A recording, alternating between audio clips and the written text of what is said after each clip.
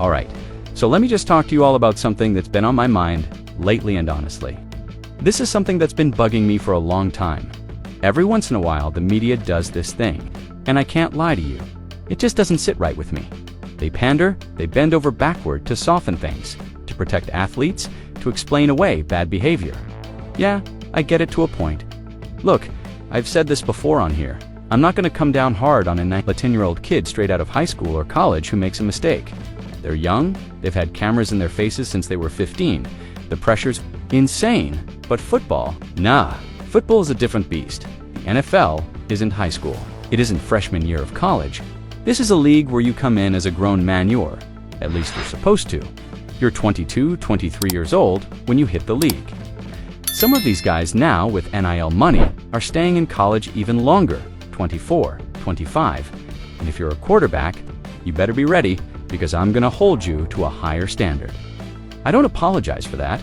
I'm harsh, I'm critical, and frankly, I think I should be. That's what the position demands. But the media men, they keep trying to make excuses, especially when it's someone flashy or someone they've already decided they like. And every time I see it, I think back to what happened with Johnny Manziel. You remember that, right? I warned Cleveland. I was that guy yelling into the wind saying, "This isn't it." Nope, I was dead on. I warned everyone that Baker Mayfield had the talent but didn't have the maturity, didn't have the emotional control, and when it all fell apart, when Stefanski finally said, "Yeah, we're done with this," I wasn't shocked, because I had seen the warning signs. So please take 2 seconds to hit the subscribe button, like the video, and leave your thoughts in the comments. Thank you for your support. Now, don't get it twisted, I actually like the version of Baker we're seeing today.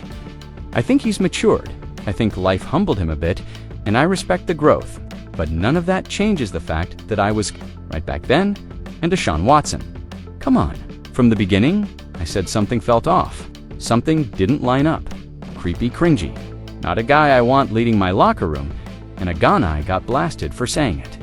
But I was right, so now let's talk about Shedeur Sanders, because this one stings a little more.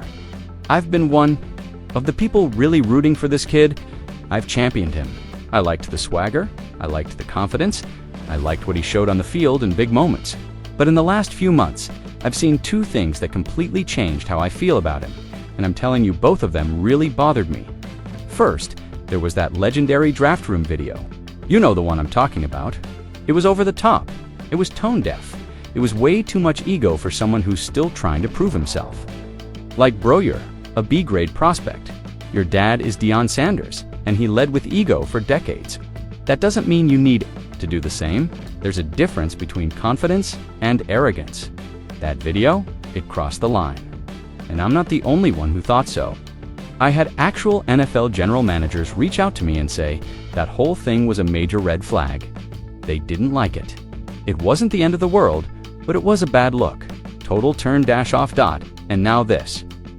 Getting caught speeding over 100 miles per hour. Man, you're a quarterback. You're supposed to be the adult in the room. You're supposed to be the one making smart decisions. You're not just any other player on the roster.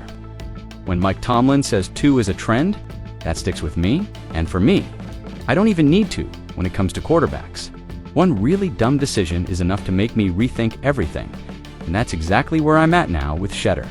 The legendary room wasn't a good look, but this is reckless, 100+ miles per hour. That's not just a mistake, that's dangerous. And I get it is probably driving a fast car. It's late, he's young. But that's exactly the kind of thing that separates the mature leaders from the guys who flame out early. And if you think this doesn't matter, think again. Judgment is literally half the job of a quarterback. People always ask me why I change my opinion on guys. But that's the thing, I don't cling to takes. I'm not married to yesterday's opinion. When I get new information, I pivot. I adjust. That's how life works. I treat this like flying a plane. If you're in the cockpit and a thunderstorm shows up on radar, you change the flight path. You don't just plow through it, because that's where I was headed an hour ago. You don't fly headfirst into the storm. You adapt. Same thing happened with Will Levis. For months before the draft, I was optimistic. I thought maybe this guy has the tools. But then he started posting gun show photos, flexing like he was trying to win a bodybuilding competition. And that was it for me. I had 2 different NFL head coaches text me saying, "We're having this exact same conversation in our war room right now. We're laughing." It matters, because again, judgment matters. So yeah, when I see Shedeur now, I don't feel the same way I did 6 months ago, and it sucks. I wanted to believe. I liked what he was building, but I can't ignore this stuff. You drop to 144 in the draft, and then go out and try to match that number behind the wheel of a car. That's not a coincidence. That's a red flag. And yeah, I get it. Some of y'all will rush to Reddit to defend him. Same thing you did with Manziel, with Baker, with Deshaun. But if you're honest with yourself, you know this isn't what leadership looks like. This is exactly what I kept saying about Baker. It wasn't one big scandal. It was a series of small things that added up.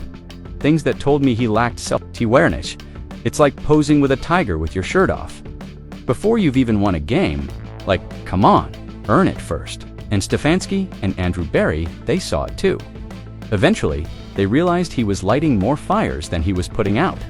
And when you're the quarterback, that's a deal. Breaker.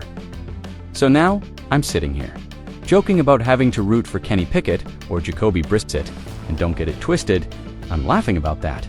Not about the Shedeur situation. But man, it's wild how quickly things change. One moment I was hyping him up now. Not sure I trust him. I'm not sure he's mature enough, and I hate saying that, but it's how I feel. And look, I'm not saying a speeding ticket is the end of the world. I'm really not. But when it's paired with everything else, when it fits into a larger pattern, you've got to pay attention. He was already on thin ice. Falling to the 5th round when you were projected to go in the 1st. That alone puts a target on your back. The moment you slip up, people notice, because they're already skeptical, and that's where we are with Shedeur Sanders. I don't hate the kid. I'm not writing him off forever. But today, right now, I feel different, and you should too. Now hear me out, because this is important. When there's a sense, even just a whisper, that the only reason you were drafted is because the team owner wanted you, not the general manager, not the head coach, then you are already on dangerously thin ice. I mean, you might be wearing the jersey, you might be getting the press coverage, but in that building, behind closed doors, they're watching every move you make with a magnifying glass.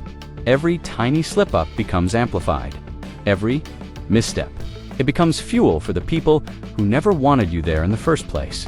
So please take 2 seconds to hit the subscribe button, like the video, and leave your thoughts in the comments. Thank you for your support, and now, Shedeur's not even practicing with the ones Dillon Gabriel is. Let that sink in.